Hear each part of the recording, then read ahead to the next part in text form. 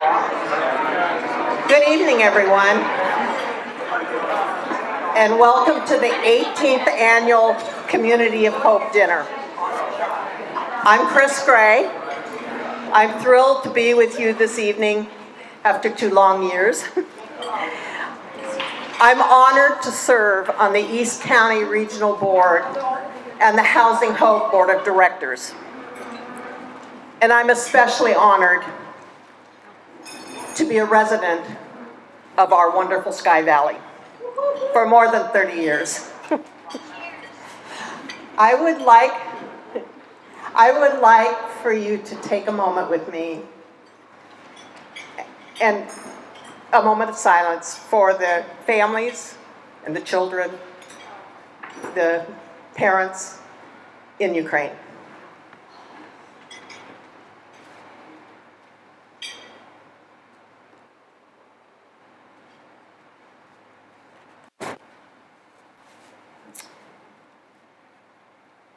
Okay, thank you very much. It's great to see so many faces of those who have attended the Community of Hope year after year. Some since the very first in 2005. Raise your hand if you were here in 2005. Not you, Fred, but...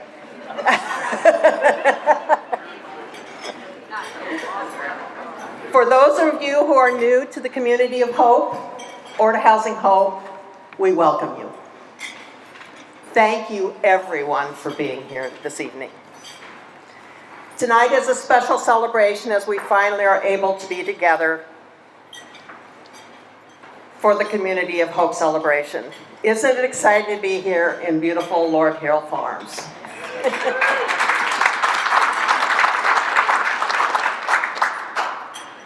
We've got a great evening ahead of us.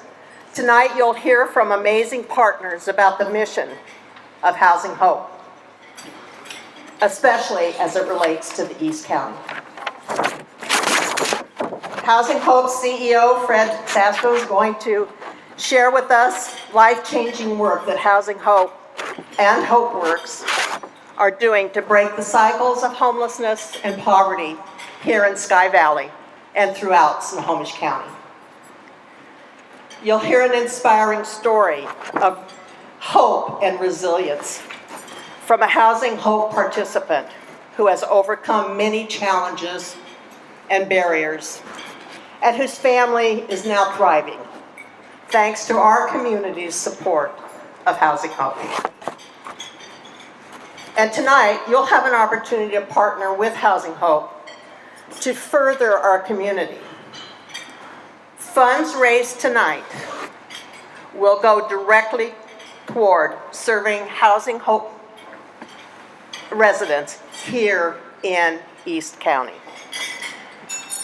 ensuring that they have the support and the services needed to create a brighter and healthier future for themselves and their children.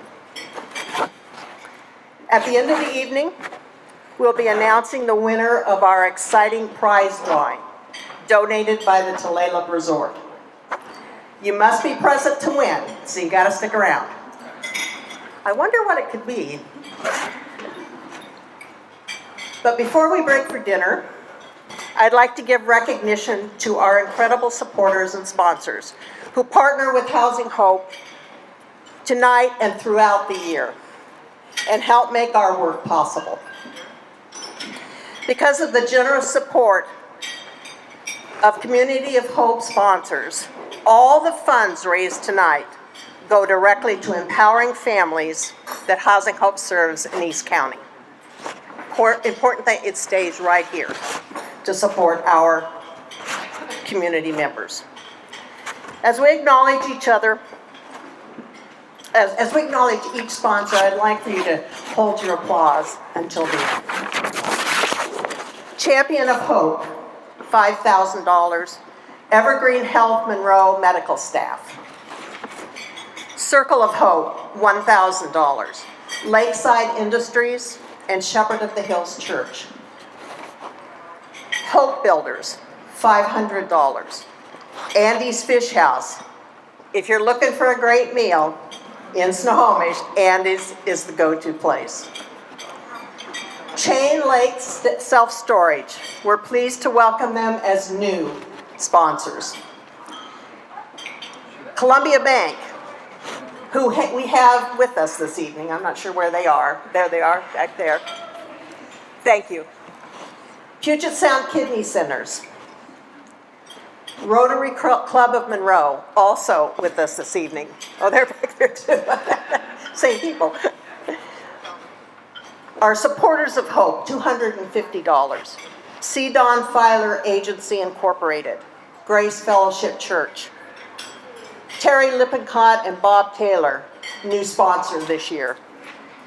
Yoga Circle Studio, that's a tongue twister. Also a new sponsor.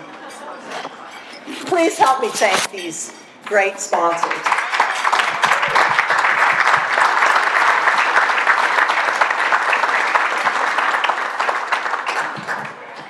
Now we would like to, whoops, hang on.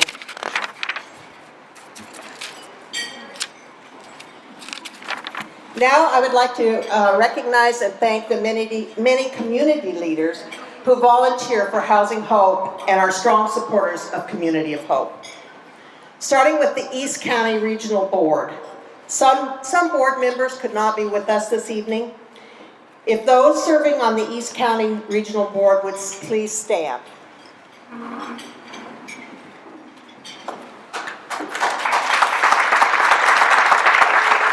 I'm going to recognize them. Tony Ball, President. Connie Janke, Vice President. Karen Skelly.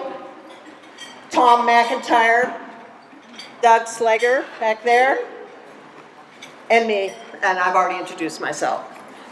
So thank you, East County Regional Board members, for all of your time and enthusiasm and hard work.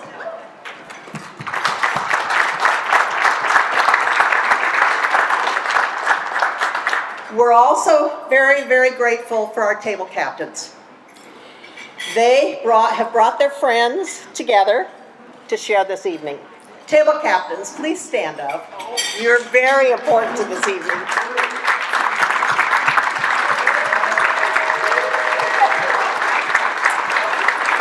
Thank you, table captains. And if you're interested in being a table captain next year, talk to your table captain about the duties. It's not that hard, and you get some nice applause. We'd also like to extend a tremendous thank you to our elected officials who are with us this evening and who are integral to Housing Hope's work in East County. If you're an elected official joining us tonight, will you please stand? And I know some of these people. Linda Redmond, former member of the East County Board and now the mayor of Snohomish. Karen Guzak is on the City Council. David Flynn, City Council of Snohomish. And Leanne Burke, City Council. Thank you all for being here. So thank you to our sponsors, our board members, our table captains, our elected officials. They have worked to make this evening possible. And we're so grateful for all of your support. So give us all an applause here. And I was going to say that it's on here that dinner will be served shortly, but I think it's already served. So please enjoy your meal and fellowship, and we will begin in about 30 minutes with the program. Thank you.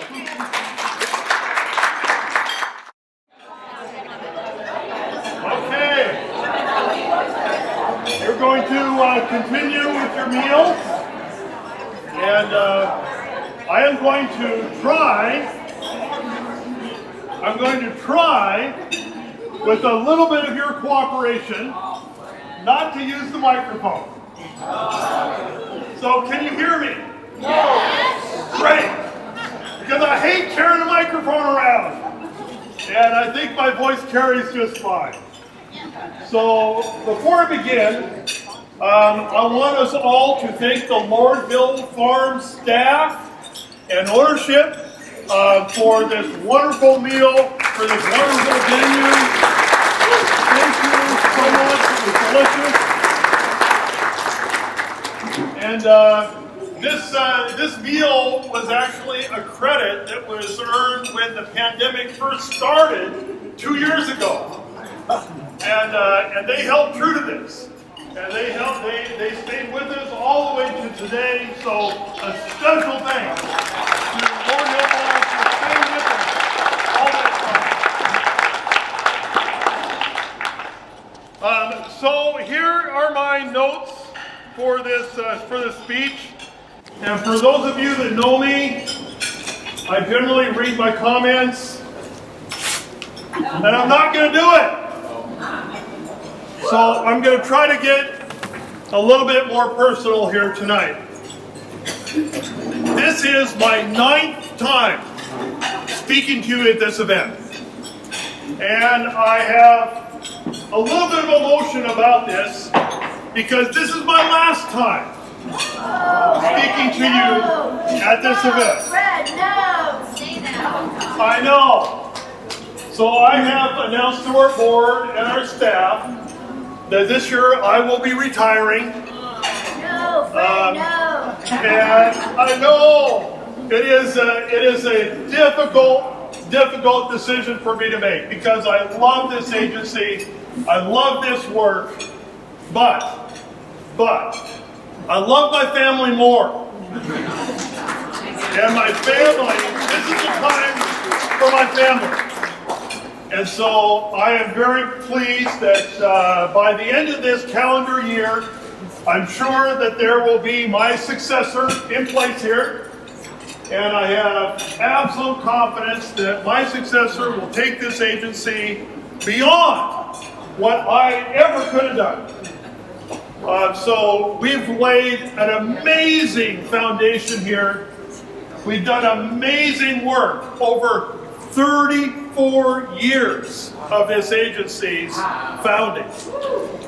And we have grown to be amazingly capable over these 34 years. I've been CEO, I've been privileged to be CEO for the last 7 years. I've been on staff for 15 years. I was on the board 9 years prior to that.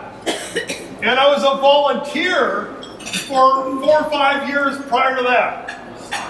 So this is a huge part of my life.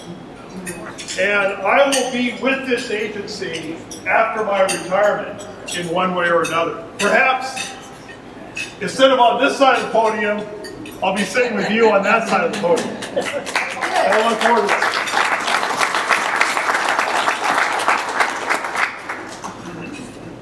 So it's been an absolute amazing 2 years through the pandemic. And as I look back on it, what is incredible about having lived through this pandemic, now that we're coming out of it, and look at us, here in person. The mask mandate about to end.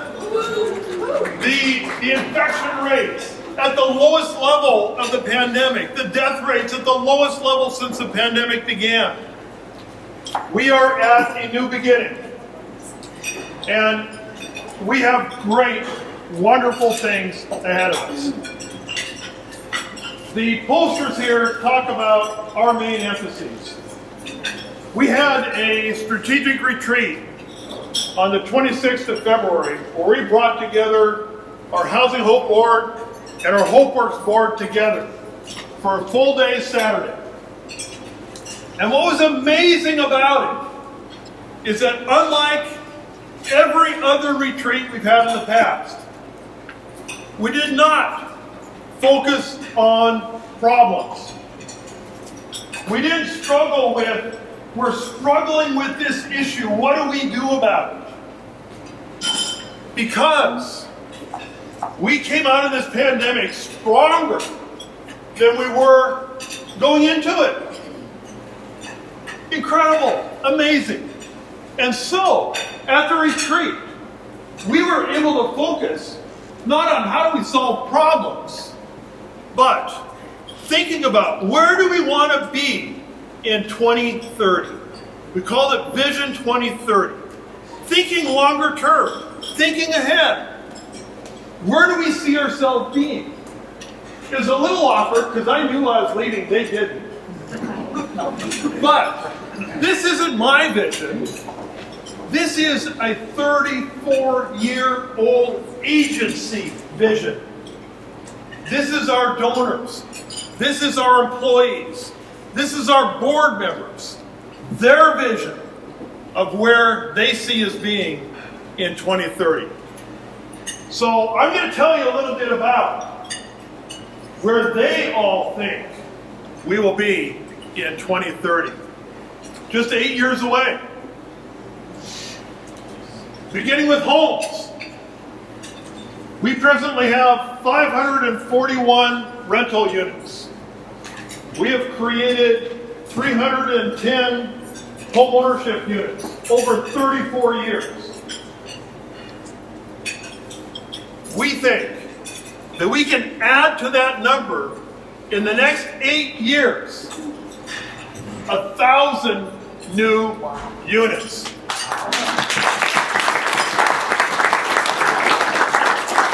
That's what comes with capability. That's what comes with strength. That's what comes with our community support.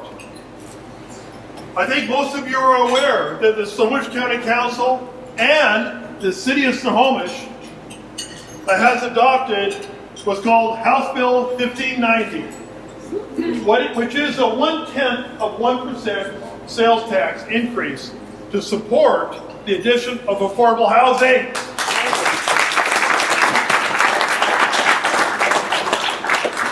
But the biggest problem in Snohomish County in creating more affordable housing is that we do not have enough local government money to support it. We can't compete with Seattle, with King County, with Pierce County, with Spokane County. But now we can. The local support, we do compete in many ways. But in terms of local support, until now, Snohomish County has had $1.5 million annually to invest in affordable housing. And we've captured every dollar of that almost every year. And we made great use of it. Do you know how much they're going to have now? With the passage of 1590? Not 1.5. $23 million per year.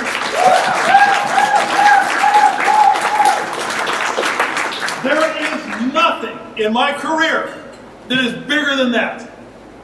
Nothing that will have a greater impact on serving these households that are experiencing poverty and extreme burden of rental home ownership. 1/3 of Snohomish County residents are renters. 22% of those renters in Snohomish County are paying more than 50% of their income for rent alone. Imagine yourself. Think about your income. What if you, with your income, was paying 50% of your income for rent? It would require a dramatic change in your lifestyle. And you all have much higher incomes than they do. These are low-income households. There are literally one paycheck away from homelessness. We are at a crisis in Snohomish County in regards to affordable housing.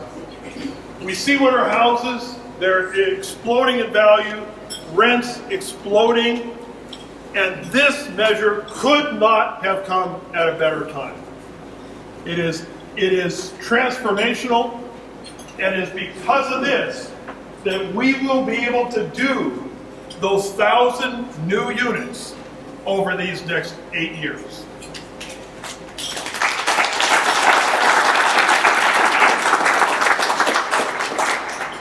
Now, as I've talked to you before, it's not just about housing.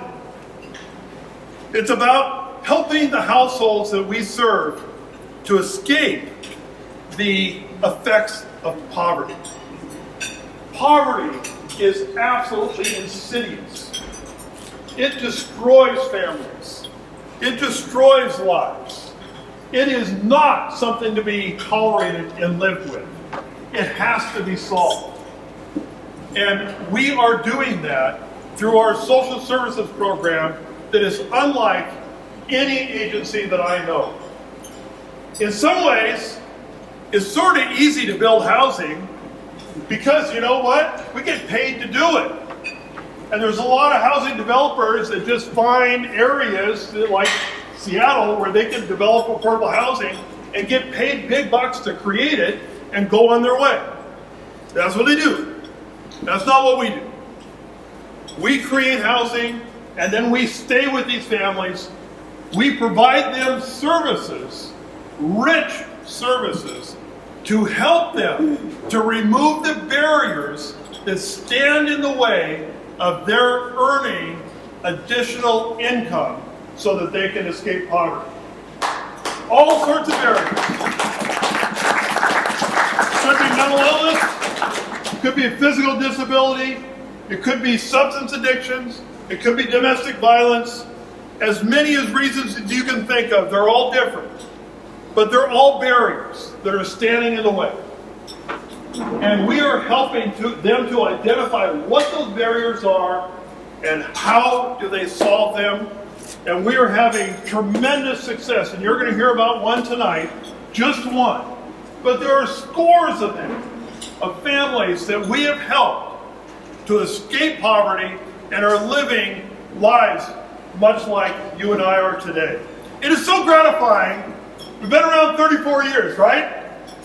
We have people coming into our office that we served 20, 25 years ago. They say, you changed our life. Let me tell you what we're doing today. And it tells us this work is worthwhile. This work is worth your support. And I hope that whatever you came here tonight with a number in mind, most of us do, is what we gave last year. Think about it. Can you do more? Aha! And I think you can. The third is kids. How precious are our kids? Our kids that we serve are innocent victims, truly innocent victims of poverty and homelessness. They had no choice. It's what they were born into. And without intervention, the chances are high that they would experience the same things that their parents experienced. We know that. But with our intervention, and it's amazing, it doesn't take a lot. These kids truly are resilient. With a little bit of attention, they catch up to their age group. They enter kindergarten. And the fact is that the children we serve are entering kindergarten better prepared to learn, as measured by the state of Washington, than their classmates are, than their higher income classmates.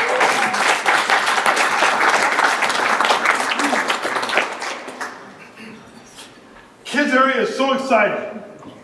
Last year, the state legislature finally indexed the reimbursement rate for what's called Working Connections Child Care, which is for parents living in poverty, to give them assistance in the cost of child care. It used to be that they would reimburse us for child care at about 50% of the cost of delivering that child care.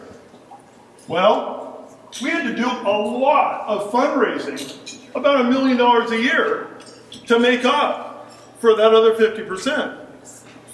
Well, last year, the legislature finally caught up to that. And they indexed the reimbursement rate to 85% of the market rate for those kids. That makes a difference between our having to subsidize that work with contributions to being self-sufficient, and we can operate at that level, and we can expand it for the first time. We've never been able to do that. I have been asked so many times when I go out into our communities and say, describe what we're doing. And almost a universal response is, tomorrow's hope. Wow, we need that here. We have a tremendous need for affordable child care in our community. And my answer is, we can't. We can't raise that much money to do it. I mean, we're struggling to do one. But now, with this change, we can. So at this retreat, we get to talk about expanding tomorrow's hope in East County and North County and South County. And that is part of our plan now. And so you're going to see over these next 8 years that we are greatly going to expand our work with children. You know, it's sort of like a three-legged stool. But I kind of say like that third leg has been short. And that third leg, you know, has just not been measuring up to the other two. Now it will.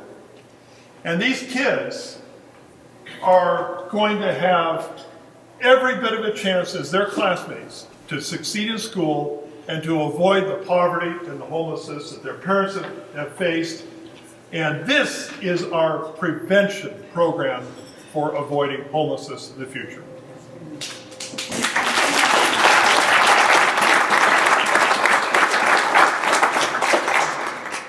So we have two more visions. The nonprofit industry is strange. We attract people like those at my table here that are dedicated, believe in our mission, sacrificial, believe in what we're doing, and dedicate themselves to this work. And do so at personal cost. And I ask the question, is that right? Is that the way it should be? Should a person that wants to do the work in the nonprofit industry have to suffer lower wages, fewer benefits, no retirement, and less than ideal working conditions? Is that the price that is fair for those employees to work on? I say no. Absolutely not. So we are dedicated to creating the resources so that our staff is treated like any other staff in private industry. We're a business like any other business in a way. We compete with private business for talent.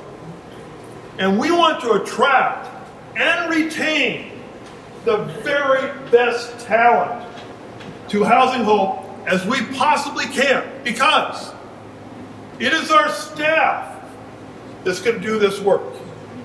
It's our staff that's going to make this happen. And we want the very best talented people in this county to be doing it.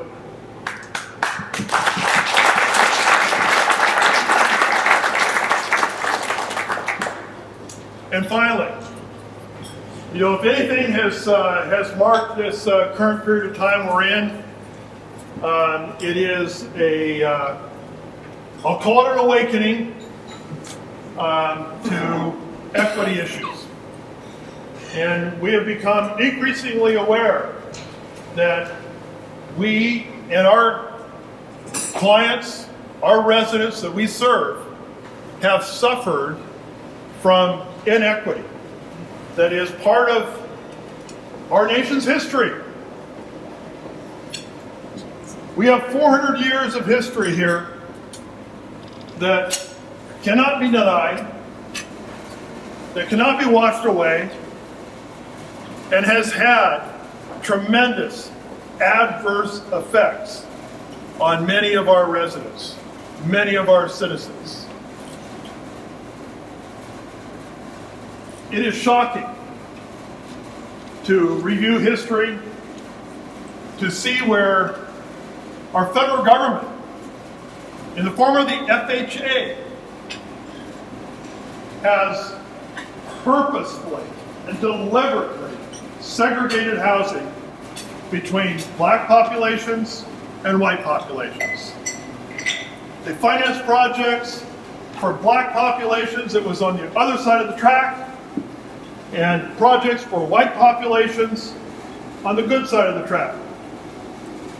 And they put covenants in, said that no black person can live in the white housing, no white person can live in the black housing. And that's our nation's history, whether we like it or not. It is what it is. So what do we do about it?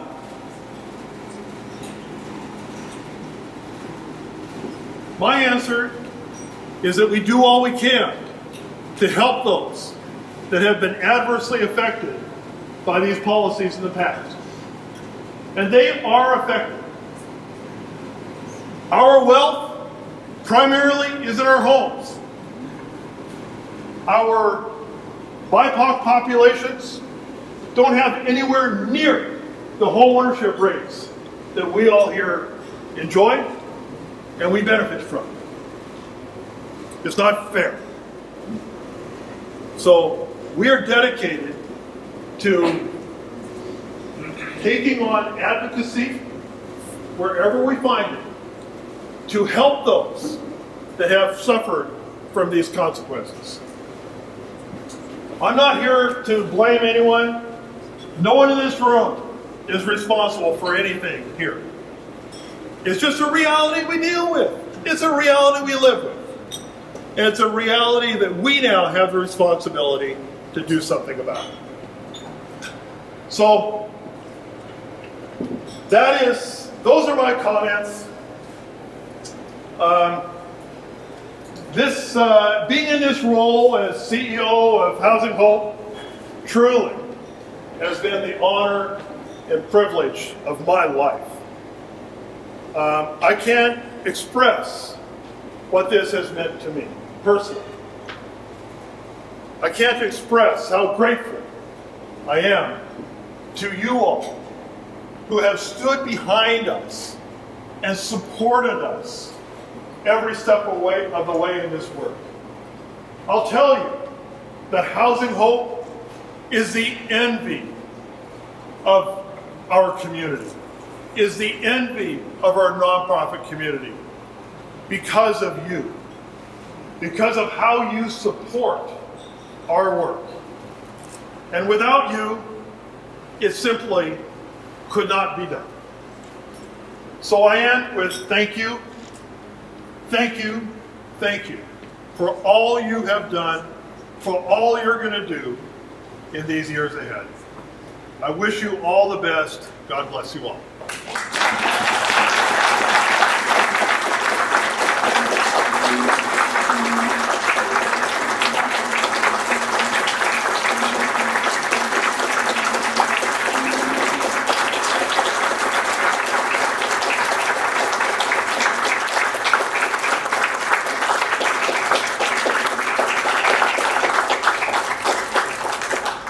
Okay, I've held it together.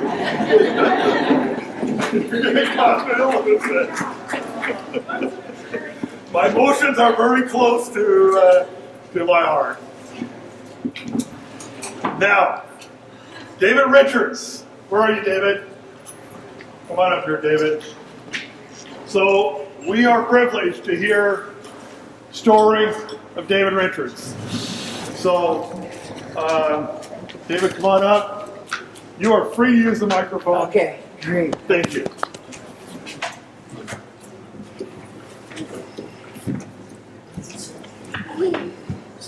Hi, everybody. My name is David. I am here tonight to let you guys know just how Housing Hope has actually changed my life and the life for my family. So first, I'd like to thank everyone for coming out and just allowing me to tell my family's story. We are a story of struggle. We're a struggle with addiction, but also successes that we continue to find every single day. That without the help of Housing Hope, we wouldn't be able to find. So, quite frankly, without Housing Hope's support, I couldn't see myself able to provide for myself, let alone my two beautiful children and my wife. So this is one of my kids. Her name is Kinder Ruby. And you'll hear more about her in just a little bit. So let me give you a little background on how I got involved with Housing Hope. I, like so many others, was born into a family that struggled with addiction. And so the first 3 years of my life, I actually spent it with my biological mother and father in Pasco, Washington. My earliest memories include always seeing lots of people in my house, like at all times, and playing in a broken down dryer and a refrigerator that we had on our front lawn. And I know refrigerators don't open from the inside, but I'm from the era where we threw daggers at each other and called them lawn darts. So, following a Thanksgiving fiasco when I was 2 years old, my sister and I had to climb out of our bedroom window via a fire escape because we were starving and we had to go next door to our next door neighbors to eat because our parents were throwing a party and had a keg of beer in front of our door. I remember that. So there was an intervention that happened rather quickly after that by my biological mother's sister, so my aunt. And later I found out that somebody had called CPS, so they reached out to family first to see if they can help out. So my Aunt Wanda and my cousin Beverly, they actually drove over all the way from Federal Way to Pasco and told my mom that we were going to be spending Christmas break and, with our family over there. I don't really remember my mom putting up a fight, of us going, but little did I know I would actually ever see her again after that. So, upon arriving in Federal Way, we stayed at my aunt's house. We visited my grandma who lived really close. I remember walking from their house to her house every single day. And then I'd watch The Wizard of Oz a lot, over and over. Well, at least the color parts. I'd always fast forward through the black and white. So, being that, I had 3 years almost of just no structure, you can imagine how much of a rambunctious kid I was. And I always seemed to find myself in some sort of trouble over there. So my aunt, with a heavy heart, she just couldn't take care of me and my sister and her 3 children and go to work full time, plus she was a single mom. So it was really difficult. So she ended up bringing us to what I found out was the DCYF building, which is basically CPS back then. So I became a ward of the state of Washington at that point and moved from foster home to group home to foster home. I was assigned a caseworker out of the Kent office who diligently tried to find me a permanent home. So after 17 foster homes and being separated from my sister as well, hope came when Mr. and Mrs. Richards, who I have my last name from, a couple who could not conceive, they decided to adopt me. Now, it's no secret that a majority of people who want to adopt children are actually looking for infants that they can raise from the beginning. And Mr. and Mrs. Richards were no exception to that rule. But my caseworker, she convinced them to come meet me, take me out of the home, and just do a couple of things with me. And I found myself 6, almost 7 years old, actually moving into their home. So I was a little skeptical, to say the least, of course, because they told me I was their son, but I had been told that before. But a year later, they actually took me to Seattle in front of a judge, and they actually adopted me. So that's where I got my last name, changed it to theirs. I hyphenated it back then, of course, because I didn't want to cut ties with my sister, though. So everything seemed to be going really great, but I was still a problem child. I still needed help. So much so that following the passing of Mr. Richards' mom, moving to Enumclaw, Washington, and then the passing of my adopted older brother because he was drunk driving, it was just, I became too much for my adopted parents as well. So they put me back in a group home over in Lake City. I saw them pretty much every other weekend, and then most national holidays where they would pick me up, we'd go to a movie. There were times where I'd actually get to go back to their house where they kept a room for me still, and I'd be able to stay Friday through Sunday. But then they'd return me back on Sunday to the group home. So I was in that group home for 3.5 years before I actually found out that I was actually a ward of the state again. They had actually rescinded their rights back to the state, but retained half custody as being able to pick me up and spend time with me. But I was still a ward of the state. So I spent my teenage years in 4 more foster homes and 2 more group homes.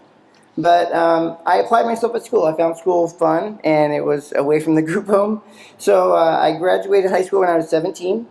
And at that point, I tried to move back in with the Richards, trying to show them that I had gotten it together. And I did move back with them for a bit until, 18-year-old me decided that it was time to get my own apartment. I had a fiance I wanted to move in with and a roommate as well. So it was an amazing feeling. For the first time in my life, I felt like I was making all my own decisions. And I did make decisions to the tune of 3 evictions and losing a job directed by my addictive personality that I never got dealt with. And just my hereditary shortcomings and my inability to manifest the change that I needed to do to move forward. But in 2011, I met my wife. It finally felt like stuff was coming together and moving forward for us. But unfortunately, we were both active drug users at the time. And it was like the last major hurdle that we had to get over to ensure that we could join society, just like normal people with nothing to hide. In December 2012, we got the best news that Tangi was pregnant with our first daughter. And we knew we wanted to be parents, but we also knew that that could never happen if we continued to use drugs. So at Tangi's very first OBGYN appointment, after the doctor did all the checks, he asked us if we had any questions, and we were just totally honest with him and just let him know that we needed help. When we left that appointment, he told us to await his phone call. So I was, assuming the next week he'd call us back. That afternoon, he called us, and he told us that he got a bed for my wife in a program called CUPS down in Ballard, and we've been sober ever since.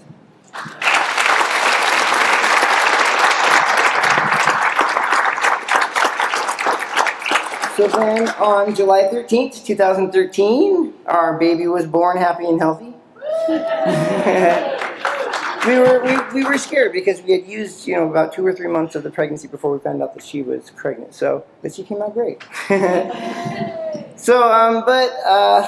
Once our baby was born, though, stuff started to turn really bad because we got visited by a social worker who said that we were going to have basically a social worker just following us from family planning services for a while. 2 weeks later, we got the family planning service lady assigned to our case. We went and had a meeting with them at DSHS. They said they were going to track our progress, but we were free to take our baby home. So we went back to the hospital, packed her up, and headed home. So the first night I stayed up with Kinder all night because she was a little bit fussy. And the next morning, my wife took her with her to her medical appointment at the MATS program, which is the Medical Alternatives for Substance Abuse. So that night, though, at 5 o'clock, my wife's counselor, the CPS worker, and Everett Police actually showed up at our door and told us that they were taking our baby. And they were trying to cite it, saying that I had a warrant for not setting up restitution after court. I had already been sentenced for the actual crime, but I had, and I'd gotten probation, by the way. And I thought that I could actually set up the restitution payments through my probation officer. So then when we went to court, it was really funny too, because I was in jail and I went in front of the judge, and the judge looks at me and he goes, "Mr. Richards, why are we here?" And I was like, "I honestly don't know," because I didn't know what it was for yet. And he was like, "It looks like you've already been sentenced on this. I'm just going to have you go ahead and get released." And I was literally brought from the courtroom to the release room, you know what I'm saying? So, and that never happened. So, when we did go to court for the first time for Kinder, what CPS was citing is that they removed her because we had a recent drug issue that we were still in treatment for, and the fact that we were just young and we lacked the parenting skills to take care of a baby. So it was a pretty low blow, especially to people who were recently sober. But we knew we wanted to be parents. That was number one. And so we just went ahead and trudged forward toward our target. We attended parenting classes. We went to groups and, groups through various extra programs as well as NA meetings. But that took up all of our time, which doesn't actually help making income. I had to do a lot of different groups, and actually had a calendar that I wrote everything down in, and every single day I had something that I was doing. So we were living in a clean and sober house at this point. using an incentive that we earned for a housing voucher for being clean and sober for 90 days. But the housing voucher only lasted 6 months. So we actually found ourselves homeless again, even literally sleeping outside often because the only friends that we had, the only people that we knew were active drug users, and we knew staying there would just be a relapse. So throughout all of it, though, we visited our daughter 3 times a week, and we followed through with all of our other responsibilities that were required by CPS. But I was just unable to find a job that would be willing to let me come and go like I needed. We had earned unsupervised visits by this point with our daughter 3 times a week, but we had to travel an hour and a half to go pick her up on the bus, and then an hour and a half to get back to our home base. Then we'd have our 3-hour visit, and then we'd do another hour and a half to drop her back off, and another hour and a half to get back. So it literally took all day. But we weren't about to miss a visit because this is what it was all about, right? Was getting her back and getting our family back together. So we soon found out why it was taking so long to get her back, because we felt we had done everything. And what it was is, we'd been clean for almost 2 years, about a year and a half. And we finished all the parenting classes, we finished all the rehab classes, as well as counseling, and then just anything else that they asked us to do. But the fact of the matter was that until we found housing and a place to live, she would never be coming home. So you see, how it works with CPS is that, so a child can live in a tent down at the river, okay, and they won't take the kid. But in the same situation, they won't give the kid back either. They want to make sure it's stable and, good housing for them. But the problem was that our time was running out, because when a child's in CPS for 18 months, CPS files a petition to adopt them out because the child needs permanency. And it was January 2015, and our 18 months time was in February.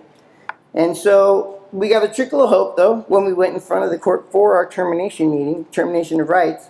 And the judge of the Superior Court, we were there for about a minute and a half. And what he did is he kind of looked over our paperwork, and then he looked at me, and he was like, "Mr. Richards, do you want to parent your child?" And I was like, "Definitely." Did the same to my wife. She just said the same thing. And he was like, "Well, I don't see any reason why to take these people's rights just because of a housing issue. They're doing everything that they're supposed to do. They're seeing their daughter, take them back to family court." So it felt like a little bit of a win. But it was kind of it was kind of bittersweet, really, because I couldn't help but see DSHS's point. You know what I mean? The need for permanency for my daughter was a real thing. But I felt trapped in a cycle of just doing groups and treatment, homelessness, and not having any transportation besides the bus. So I just trudged forward like I always had, hoping against hope that something would happen. We even were going to Volunteers of America in Everett every single day, even on days that we went and picked her up, and just to see if we could procure housing, So during the next phase of our parenting classes, in May of 2015, we received a godsend when Housing Hope called us and told us that our names came up off a waiting list for a family desperately in need of housing. And they went ahead and scheduled us a screening for later on that June.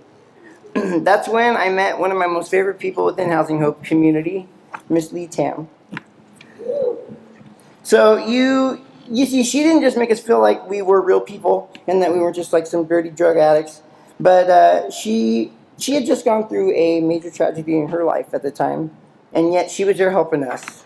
And so I'll never be able to thank you enough for that.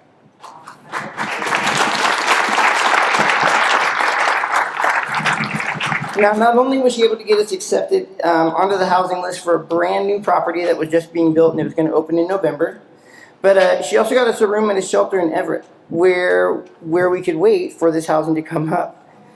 And being that we were able to provide shelter for my child, as well as showing that it's safe, we actually started getting our overnight visits with our baby right then.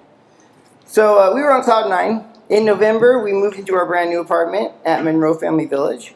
And that's when I met the second person who made such a mark on my life, and I'll never forget him either, Timothy Jackson. So when you live at a Housing Hope property, you get a family support coach, and he was our very first family support coach.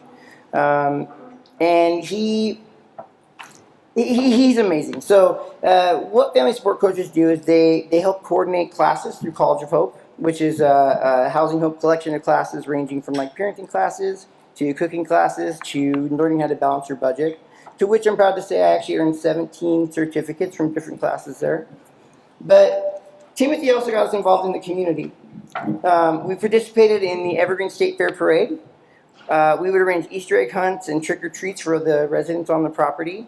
Timothy even convinced me, someone who is deathly afraid of heights, to jump from a plane 13,500 feet up in the sky while we did a fundraiser at Skydive Snohomish.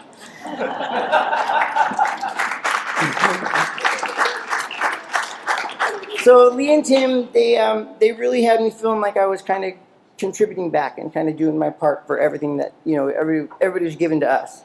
He even got me a spot in Housing Hope's Edge Employment Program, which offered college courses and a certificate at the end, which I gained my property management and hospitality certificates.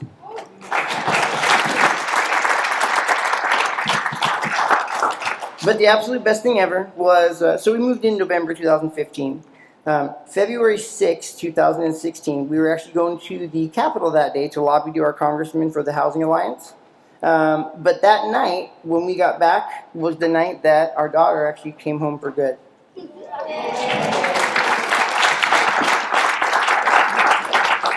So of course, it's going to be a day that lives in my memory forever. Our battle was finally over, it felt like, and we couldn't be any happier.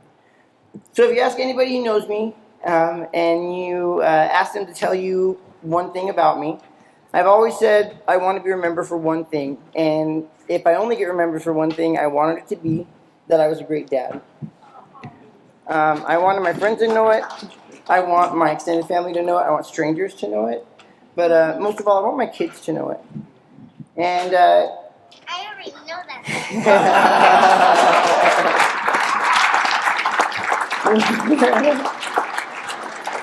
Well, the thing is that without all of the help and support that I got from Tim, from Lee, from my new family support coach, just everybody, I wouldn't have even gotten the opportunity to try to be a good dad. And that's what this is all about, right? Just like kind of giving people a leg up so they can rejoin society with their heads held high and ready to participate in life. So if you were to ask me what the most influential and helpful thing was all my life, I would have to say Housing Hope. Without them, I wouldn't have achieved even about half of what I've achieved now. And I thank them from the bottom of my heart. Thank you guys so much for the opportunity for me to tell that story. And thank you for supporting Housing Hope and giving families like mine a chance to succeed.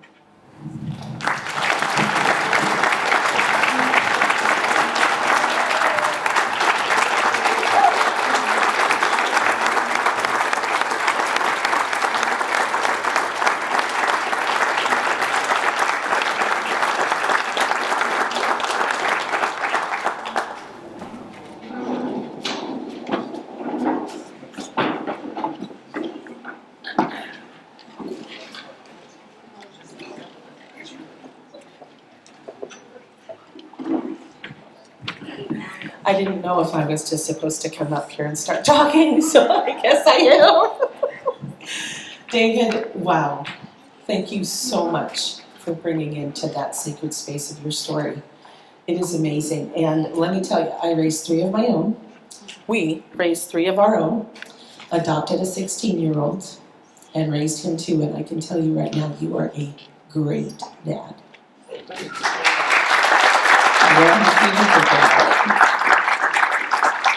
All right, well, hi everybody. It's super cool to be up here, super scary to be up here, but super cool to be up here. I'm Jody Judd, and I'm a supporter and big fan of Housing Hope, just like you. I want to share a few moments about why my husband Rick and I decided to make Housing Hope our main charity.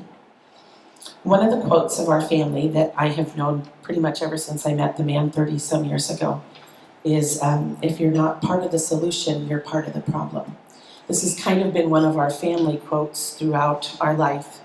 Our kids know it, and we just have always felt like we need to be part of the solution. We need to be doing things to better our community, better people around us, help wherever we can.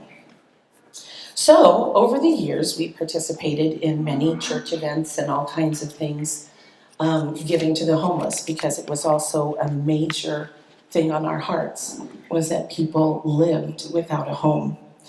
And so we did what we could help. And then one day, about 5 years ago, my little nephew, Darian, who is now my guest at my table, invited us to one of these events. And we came, we really were just about supporting Darian. We were like, oh, sure, we'll go sit at this little table and have a nice dinner. And we heard a woman speak. I'm not going to cry. I told myself that before I came up here. We heard a woman speak about how she came out of homelessness, despair, living in her car, had nothing, was every day wondering, what am I going to eat today? And that's just not something we ever have to think about. And just like David, that woman was helped not just with housing, but with food and a job, and her entire life was transformed. You could hear the gratefulness in her voice when she talked about it, and you could literally sense the acts of mercy and grace that had to happen to bring her from where she was in the beginning to where she was that night. To accept someone when they are in a dark place and offer them that light, but then not only do that, but walk with them every step of the way to that light, was just astounding to us.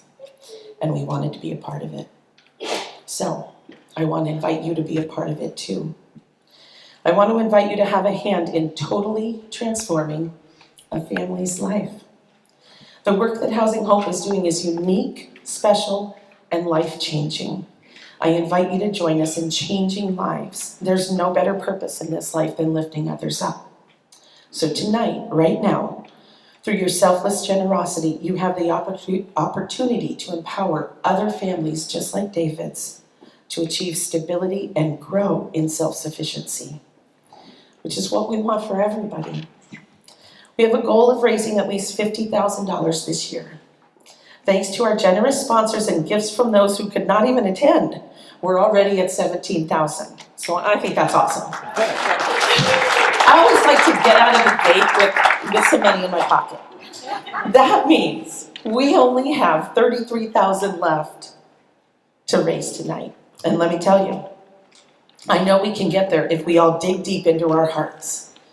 I'm one of those people that when I'm doing a fundraiser, I've done a lot of fundraisers at church and stuff, and I would always kind of count and go, oh, okay, we've got this many people, and then I would sit there with my calculator and I'd go, well, everybody has to get this. So it's kind of weird that way, but $33,000, we can do it tonight. Whatever number you came in with, just like Fred said, just kind of think about it. Think about David. Think about the life you can change right now. Housing Hope has the services and they have the housing in place to help our neighbors in need. They just need you and me to support them and providing a hand up. So thank you for giving generously for local families tonight.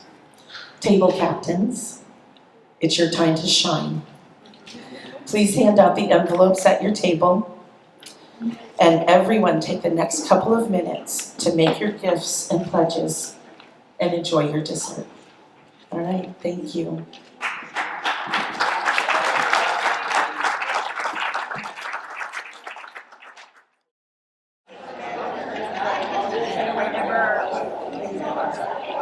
Okay, thank you. And, for those of you that are continuing on, don't let me stop you, but I'm gonna move towards our close. Thank you to our guests, our donors, our speakers, our sponsors, our table captains, and our board members. Give them all a big hand.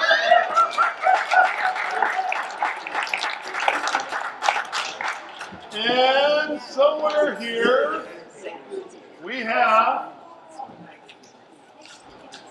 something that says congratulations on it. And this is the winner of the Tulalip Resort gift certificate,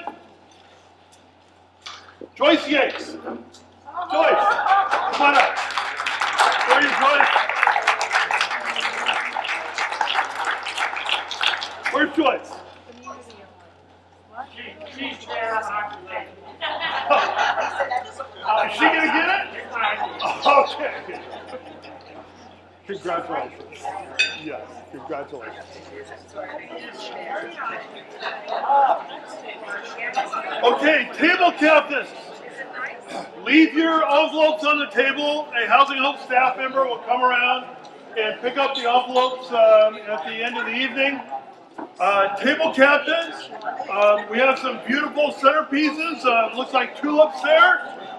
So table captains, if you would take those tulips home with you. And next year, we will be celebrating the 20th anniversary of the founding of the East County Board. So look forward to seeing you next year here or somewhere for our 20th anniversary. Thank you and have a very good night.